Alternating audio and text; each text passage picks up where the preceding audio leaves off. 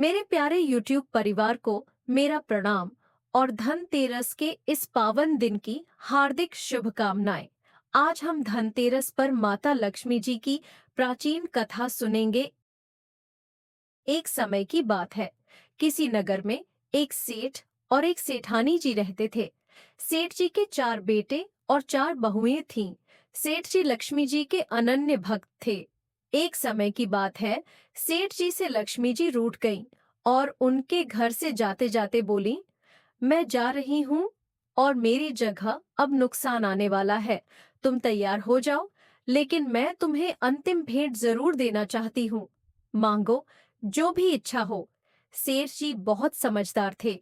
उन्होंने माता लक्ष्मी से विनती की, माता, नुकसान आए तो आने दो, लेकिन उससे कहना कि मेरे परिवार में आपसी प्रेम बना रहे।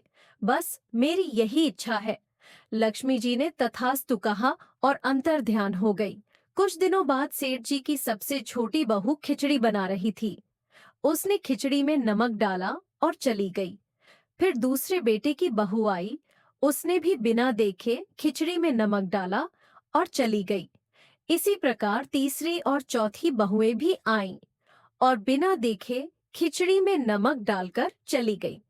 बाद में सेठानी जी भी आईं और उन्होंने भी खिचड़ी में नमक डाल दिया।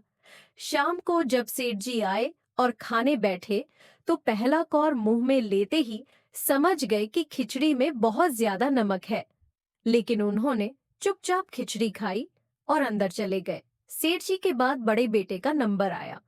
उसने भी पहला कौर मुंह में लिया और पूछा, पिताजी ने खाना खा लिया क्या? सभी ने उत्तर दिया, हाँ, खा लिया।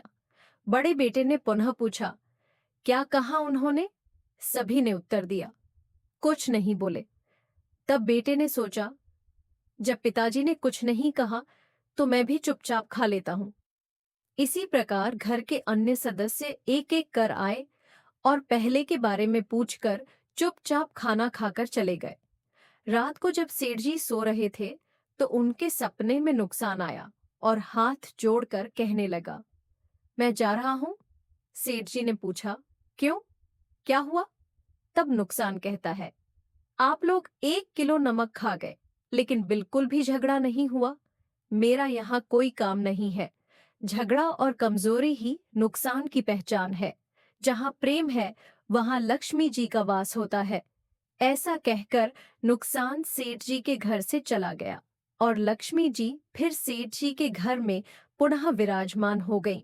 तो दोस्तों, आपको हमारी आज की कहानी कैसी लगी, हमें कमेंट बॉक्स में लिखकर जरूर भेजें और साथ ही हमारे चैनल को सब्सक्राइब करना न भूलें। जय मां लक्ष्मी।